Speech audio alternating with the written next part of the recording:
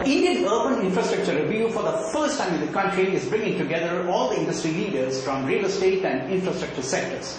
The intention behind this particular initiative is to force the government to bring new bills related to real estate and infrastructure in the parliament, as well as amend old laws, some of which are over a century old, to improve the business environment.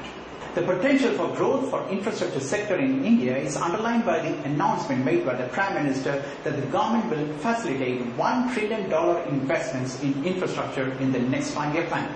And international players are waiting at the doorstep to enter the Indian market. We have been meeting industry leaders from real estate and infrastructure sectors to understand crucial issues that affect their business. And we at the Indian Urban Infrastructure Review news portal have been giving wide coverage to these very issues in our news and opinion columns, our multimedia interviews, as well as our business events.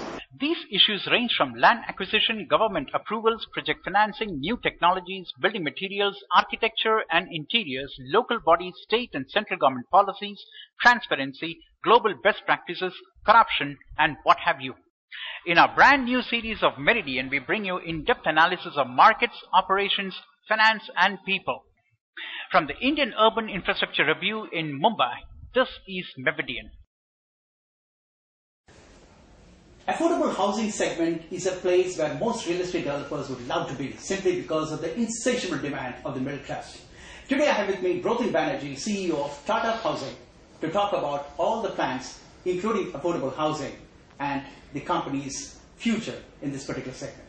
Thank you for being with us, BROTIN. To begin with, let me ask you the very basic question. Why did Tata come into this housing segment in the first place? Oh, good question. This Tata Housing was the first corporate to come into real estate, and this was way back in 1984.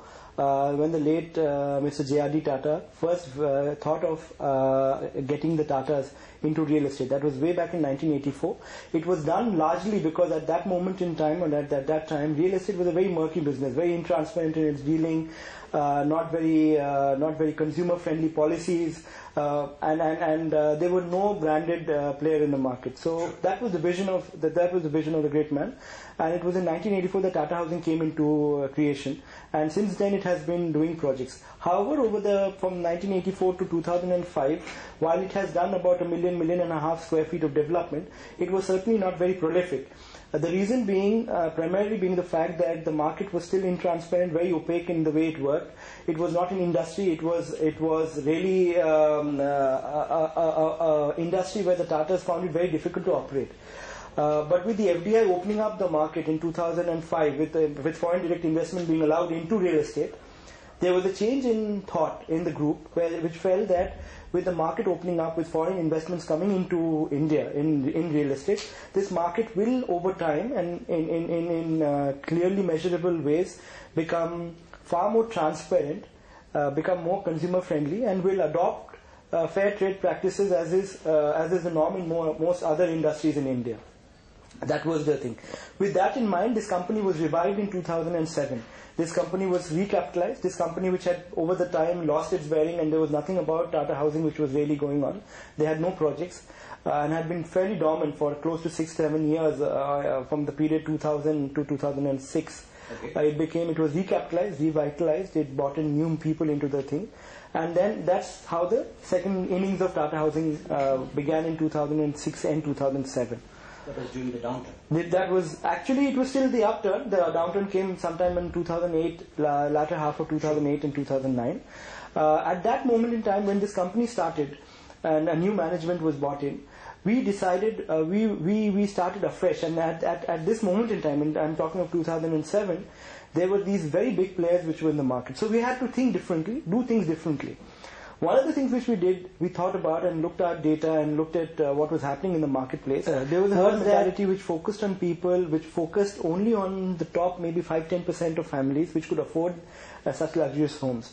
Having seen that thing, and we realized that there's a huge housing shortage at the bottom of the pyramid. There was no branded player.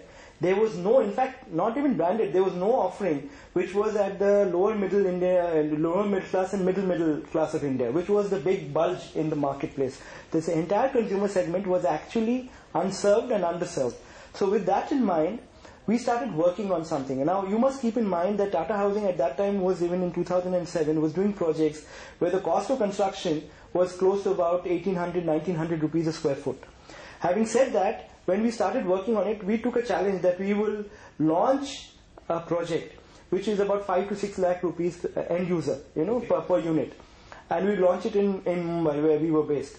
With that in mind, and with a clear segmentation, with a clear business plan in mind, we took about a year to finalize it. That is how we started it. So there were very many innovations which we had to do to bring into this segment, because when people, by that time recession had set in, the market had started cooling down. So there was again herd mentality from people looking at luxury and premium projects to talking about affordable.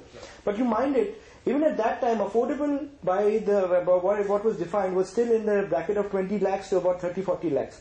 We were the first guys to come into the market and offer something which was about 4.5-5 lakhs on up to about 6.5-7 lakhs. Today also we are offering products in the same category, between about 5 lakhs to about 7.5 lakhs.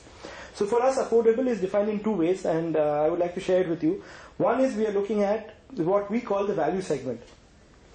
But the value segment is targeted, we has units which are priced between 5 to about 7 lakhs. It's sub 10 lakh categories called the value segment.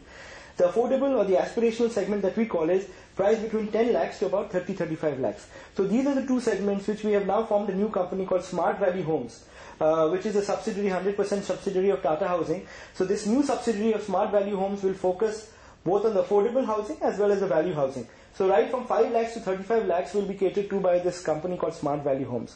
While the premium and the luxury projects that we do crore plus, 5 crore, 6 crore project, lakh unit size, unit priced projects, those will be continue to be housed in Tata Housing. Some of the challenges are pretty secular, right? It's secular in the sense that it's same for luxury premium housing and similar for affordable.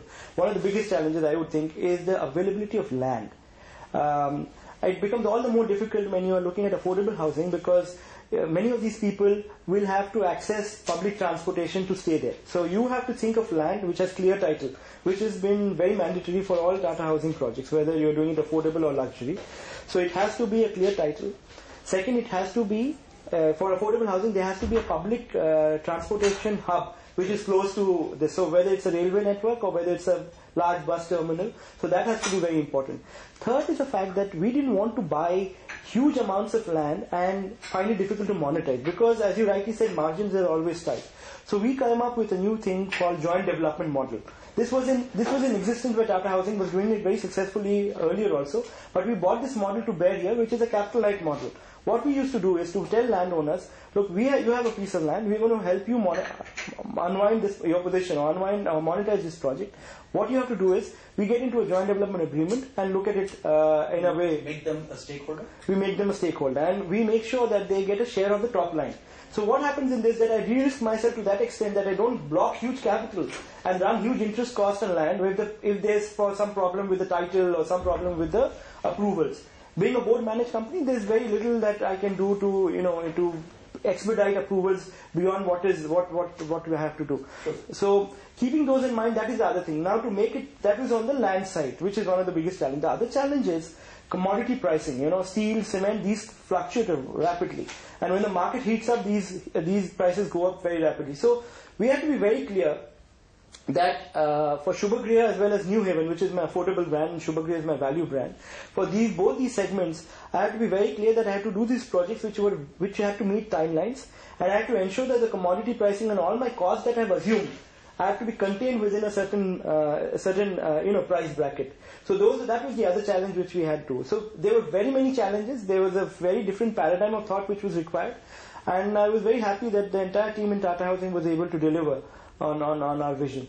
Pune Builders Association, they have done a survey in Pune which says that cost of building affordable housing is actually much more than building luxury homes when it comes to the bare minimum, the shell of the unit. Do you agree with that?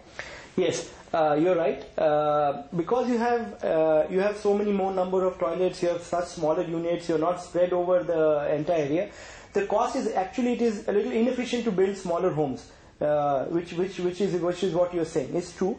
But the fact of the matter is that if you're doing large scale projects and you're doing it makes sense to do it because there's a huge requirement. So let's put it in this context. If you're doing it at the right price, Anil, the challenge is not on the demand side, but on the supply side. That means the challenge is within you. You can't control demand. You know that your price something at 6 lakhs, 7 lakhs, 10 lakhs, 30 lakhs. It will fly off the shelf, or it will go, because there is a huge middle class which don't have a home today, which wants to purchase a good quality home at the right price. The challenge is more on the supply side. The supply side is where I can control, whether it is in the form of input of land, whether it is input material cost and things like that. So if I know that I'm going to do this project and I get my pricing right and I get my feasibility studies done right, I think it is quite possible to deliver a world-class project in the value segment or in the affordable segment and not compromise either on quality or on safety of the people. Would you agree with Mr. Hiranandani, who said that in every other sector the supply has become better when demand is so high, except for real estate? The demand is still so high, but the government policies don't allow the supply to be rising. It is a very inefficient marketplace. And I'm not only blaming the government for it, it's very inefficient because if you look at the government, I think one way is to blame everything on the government. It's also true that the industry itself is not there's no coalition within the industry which can then force the government to do the right things. I think getting the Real Estate Act together, the bill together which they're talking about, these are good ways in which to do it. I think that supply has to be enhanced. Land deals, land title is one of the major constraints that is there. Infrastructure availability in suburban area is another big constraint, as a result of which land prices or land actually become more scarce commodity than it actually is. Because you can't go many places where there's no electricity, no water, no sewage connection. Sure. Many places where you have zoning is not proper because of I'll tell you, in cities like Bombay, or it becomes all the more challenging is because you have these very inexplicable thing of having only an FSI of 1. The world cities have an FSI of 4 or 5. Some of the cities some of the biggest cities go off. Yeah, absolutely. The FSI is not really does not matter. But here, because the infrastructure is not in place, there's an idea that we keep it at 1. When there's a huge population pressure, you are taking arable land away. Is it not better to go taller? Go higher, consume more FSI within the plot of land which is available. So these inexplicable policies kind of make land more scarce, make it far more expensive for middle class India to buy it. And I don't think that should be the case. So I think that in some cities we need to really rethink.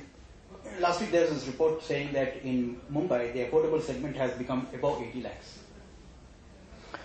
I know, but salaries have really not. While salaries have been going up, there's a report which says that compared to 2004, 2005, today the kind of you're paying about 4 to 5 times your CTC to buy the average home. But 80 lakhs is clearly not affordable, even by Mumbai standards. The fact of them is that the market has done a high, so land prices have gone up, their appetite for margins have gone up, developers think they can make more money. So that's why 80 crore is a number which is bandied about. But I don't think middle class Indians, even in Mumbai, can afford something like 80, 85 lakhs it's not. I don't think that's the case. It's only been the case because of artificial scarcity. The prices have gone high, the market is on a roll, investors have come in, so people think that 80 lakhs is still affordable, but it's not really affordable by most standards.